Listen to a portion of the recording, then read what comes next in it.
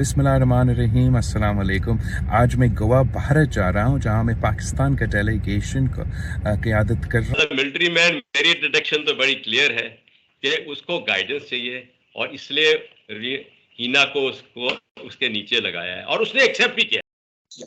मैं दूसरे पॉइंट पे आ रहा हूं सर, क्योंकि बिलावल भुट्टो जो लगातार भारत को लेकर, प्रधानमंत्री मोदी को लेकर काफी गलत बयानबाजी करते रहे हैं, शायद आज वो भी एससीओ समिट में शामिल होने के लिए गोवा लैंड करने वाले हैं।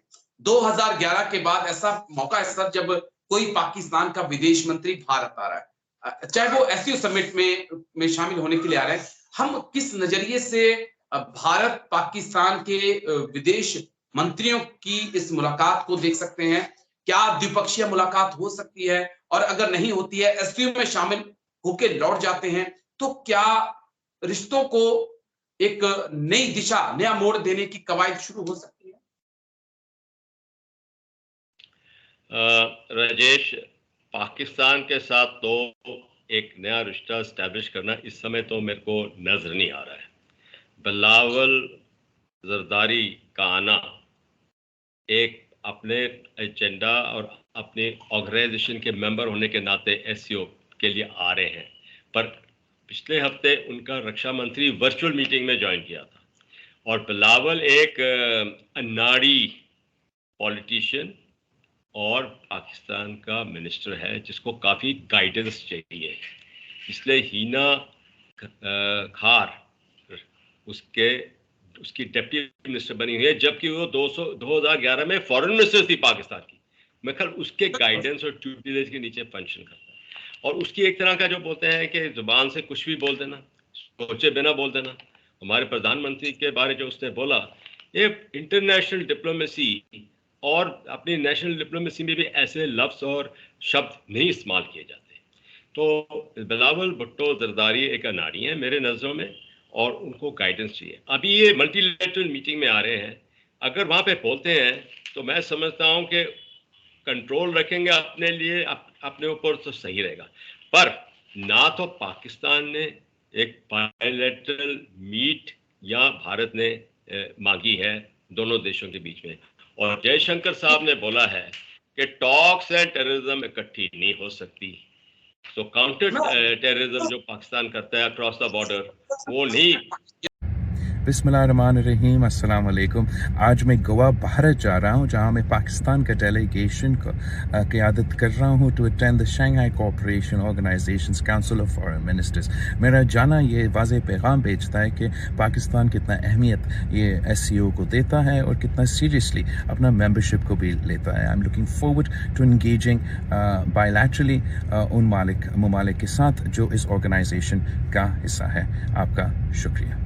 लेकिन मैं टॉक एंड टेररिज्म इकट्ठा नहीं हो सकता, लेकिन जो पाकिस्तान में अभी लगातार खुलासे हो रहे हैं जनरल बाजवा को लेकर, आईएसआई चीफ को लेकर, इमरान खान को लेकर, वो तो यही बोल रहे हैं कि अंदर खाने अंडर द टेबल बातचीत चल रही थी एनएसए डोभाल के साथ। प्रधानमंत्री मोदी 2022 में 2021 में पाकिस्तान भी जाने वाले थे ताकि कश्मीर के इश्यू को रिजॉल्व किया जा सके।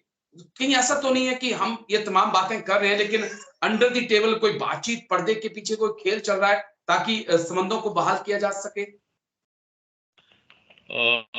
राजेश, जो आप अंडर द टेबल बात कर रहे हैं, इसको बैकडोर डिप्लोमेसी के लफ्जों में मैं इस्तेमाल करूंगा।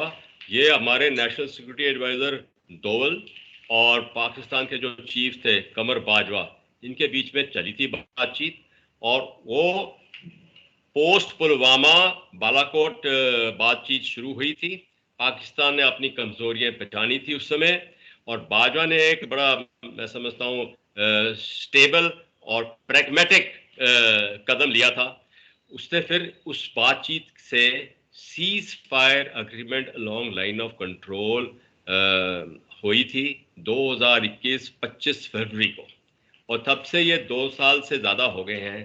ये सीज फायर अग्रीमेंट अभी तक लागू है।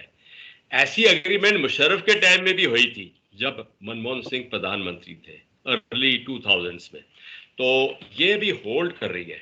इस समय मैं, मेरे सोच के मुताबिक, कोई बैकडोर बातचीत अगर हो रही है तो बड़ी लो लेवल पे और बड़ी डाइल्यूटेड तरीके से हो रही होगी।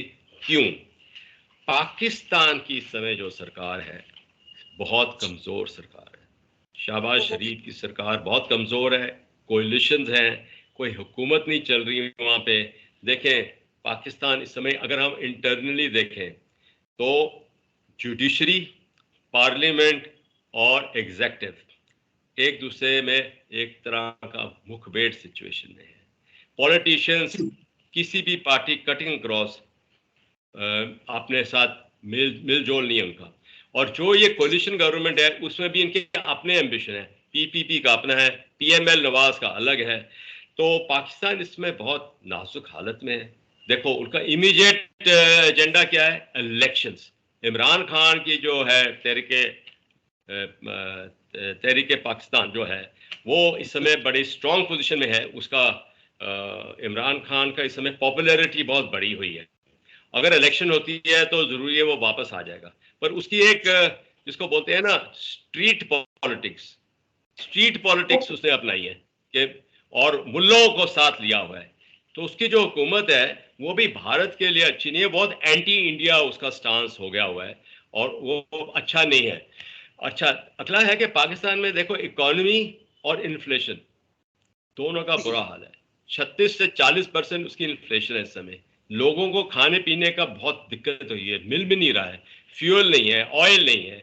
हाँ तो बहुत बुरा हाल है। वैसे ही उसको अभी लोन चाहिए वर्ल्ड।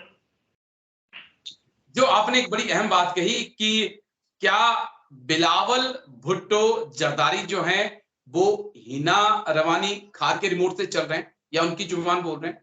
एक कमेंट किया आपने किया था बीच में।